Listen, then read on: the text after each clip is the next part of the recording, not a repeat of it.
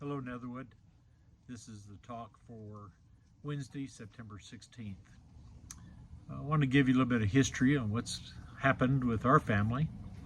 About 30 years ago, my wife and I, Jan, moved into this house. It was a brand new house. Didn't have any landscaping at all. And so we were trying, as young married couple, trying to figure out how we were going to put things together. And a neighbor offered up, her dad had some trees. And so we went over and we picked out a couple of trees. One of them ended up being a blossoming locust. You will enjoy this. We held up a stick in the backyard trying to determine where the shade would hit the back patio sliding glass door to minimize the sun as the tree grew taller and taller. And finally we were able to do it. We found out that this tree was, this blossoming locust was purple, and in the spring the clusters almost looked like grapes, and people from the neighborhood would constantly comment about the purple tree and its beauty. Well, it continued to grow and finally got big enough, sure enough, was putting the shade into the back patio like we were hoping it would. And then, as nature would take its course, it was infected with some borers. And the borers had attacked the tree. We tried to save the tree. We tried everything we could to get this thing to be able to survive.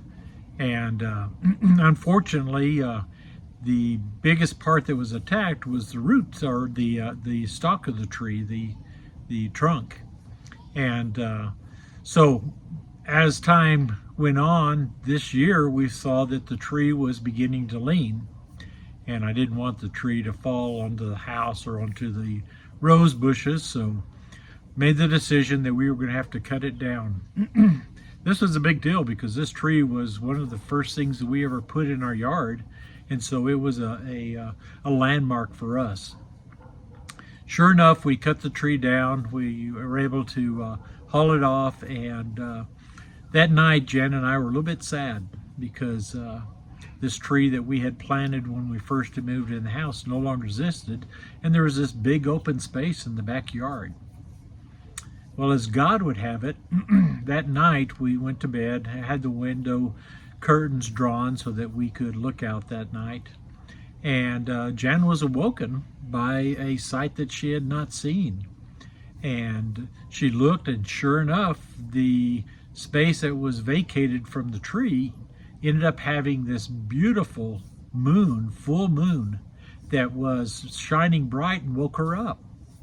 It was really kind of cool because here we had lamented on the fact that we had lost this tree, and God provided us a blessing that night that told us that regardless, His beauty is still there.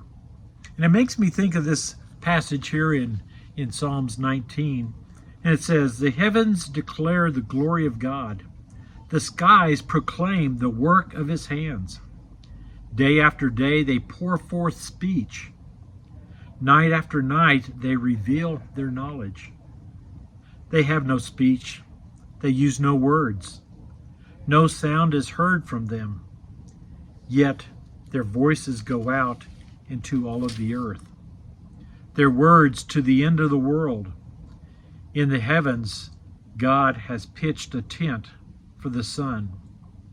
Like a bridegroom coming out of his chamber, like a champion rejoicing to run his race." Think about this. God revealed to us His glory beyond anything that we have even imagined, because we had been looking at the trees instead of the forest, and it was really cool to be able to see God's glory that night.